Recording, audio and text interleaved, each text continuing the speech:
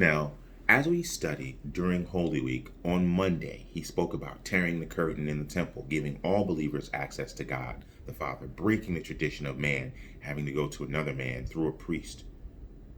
On Wednesday, he lauded Mary for preparing him for his burial 2 days later. He spoke with the disciples of his imminent death at the Last Supper on Thursday. As the day drew to a close on Thursday, he prayed with heavy heart about how he was to come, about what was to come in the Garden of Gethsemane. He knew it was coming, and he marched towards his destination. Jesus prepared, and he was focused. Jesus, you could say, actually, he had the original Mamba mentality.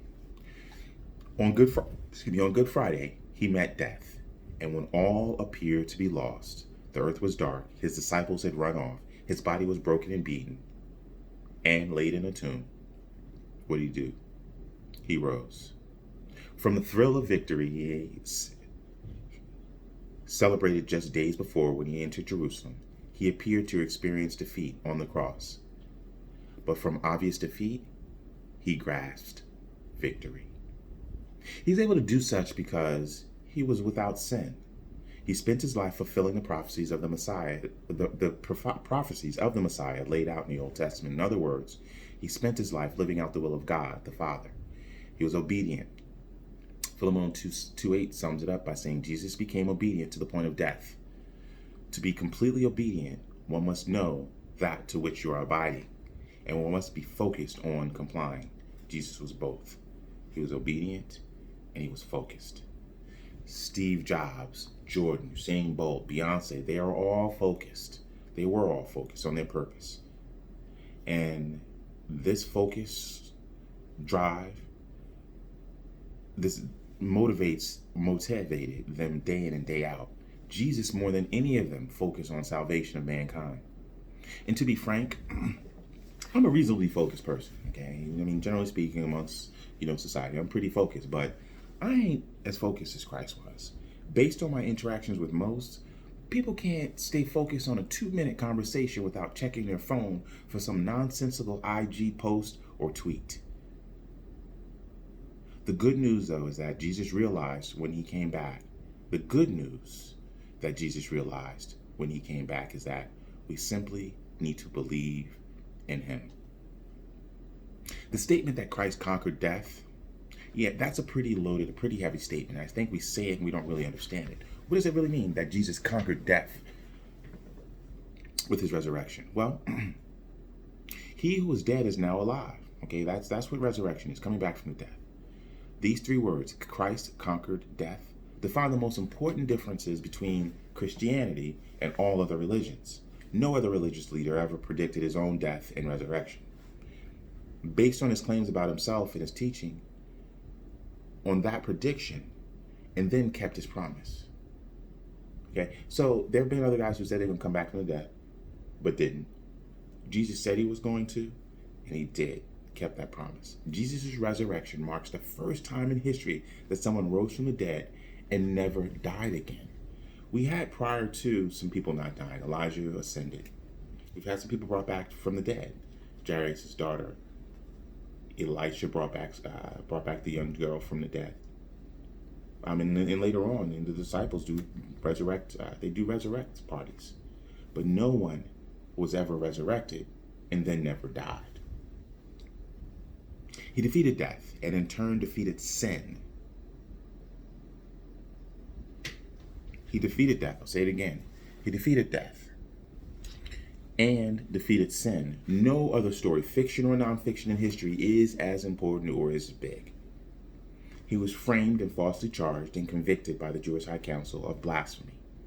Then he was tried and found innocent but sentenced to death by the Roman Council, under pressure from the Jewish High Council, for the crime of sedition. He was executed and whipped, spit on, cursed at, publicly humiliated, and then hung on a cross, his arms stretched wide, his cross dropped low, until his last breath was breathed. Thankfully, we don't have to go through all of that. We simply need to believe. Christ was able to do this by, 1, being the Son of God, 2, being focused and obedient. I guess that's 2 and 3. So live your life in accordance to what you know. Live your life in accordance to what you know. Quick story. Two people were asked if they do drugs, right? One responded yes. The other obviously responded no. Another question was asked then though, who between them thought that doing drugs was bad? Both acknowledged that it is. It's bad. And the one who did it boastfully. The one who does not do drugs, said so coldly, but they both responded the same. They could both articulate why doing drugs was bad for them. Everything from bad teeth to smelly clothes to potential heart attack to danger to others, let alone addiction. And all that comes with addiction, taking you from your primary purpose. The one that did not do drugs was asked if he ever tried drugs, and he kind of looked like, why would I? No, it's bad for you, with a puzzled expression. Then the user was asked if he understood that, in fact, doing drugs was bad for him, and he answered sure. So what was the difference between the two? They were both asked, and the one who did drugs just said, hey, I guess he's just smarter than me. And the poser of the question responded, really? Which one of the points about drugs do you both not understand? Which is unclear? And they both understood all the same stuff. Then how do you mean that he's smarter? Was the question to the one who did drugs. Well, the drug user responded, I don't know. I guess he's smarter because he doesn't actually do drugs. Well, there was agreement between all three parties at that point. It was that he was actually smarter because he didn't, not because of what he knew, but because of what he actually did. He doesn't do drugs. It's not that he's smarter that made him, I guess, it's not that not that he knew more that made him smarter. It's what he did. They understood the same facts. They understood what the drugs did to them. But what was it? They intellectually were the same. But it's the one who acted upon the information that was in a better position, was better situated. Similarly with Christ. There are many of us that know of him. You have atheists, you have people of other religious persuasions who know of Christ. But it's to those who believe in him that salvation is given. Don't just know Christ, or don't just know of Christ. Know Christ. And to know Christ is to believe in Christ. The good news is that Christ's comeback is real. And his comeback, he came back so that you can live in the presence of God. Don't just have knowledge of this, but just as Christ was, be obedient. Abide in the belief that he rose so that you and I can live. It's Easter, or Resurrection Sunday 2020, and no need to tell you about what's going on in the world, what we're dealing with. We're dealing with something like we've never seen in modern history. A pandemic that is limiting our mobility, is impeding our economies around the world. Some haven't been to work in a month. I've spoken to some who haven't left their houses in weeks. Some have lost their jobs, over 7 million here in the U.S. There's going to be unprecedented levels of foreclosures, evictions, repossessions, divorces.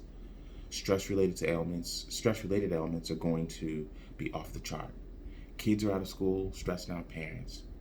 And we have, by many measurements, been set back, stifled, and obviously challenged. The stage is set, though, for a monumental comeback. Just as it was bleak when Christ went to the cross and was buried in the tomb, the stage is set for a monumental comeback.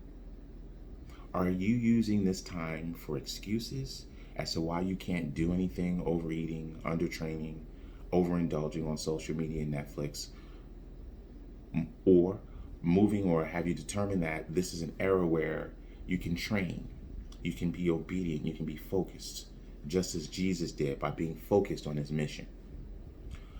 Paul the apostle, who wrote much of the New Testament, was on house arrest after being accused of much of the same of what Christ was. At least he was accused by Roman authorities of practicing illegal forms of worship. Okay. But during his 2 years, 2 years, not 2 months or 3 months, but 2 years of imprisonment, house arrest, he was on house arrest. He wrote the prison epistles, Ephesians, Philippians, Colossians, and Philemon, which are almost 2,000 years old at this point, but are still extremely influential around the world. By staying focused on his mission, Paul worked through the opposition of confinement. What will your prison epistles be? Resurrection Sunday is about Christ's comeback. By being focused on his purpose, the salvation of mankind, by overcoming death and severing the grip of sin over mankind, Christ arose early one Sunday morning, completing the greatest comeback ever. Do you truly believe in Christ's comeback? Sundays are made for champions.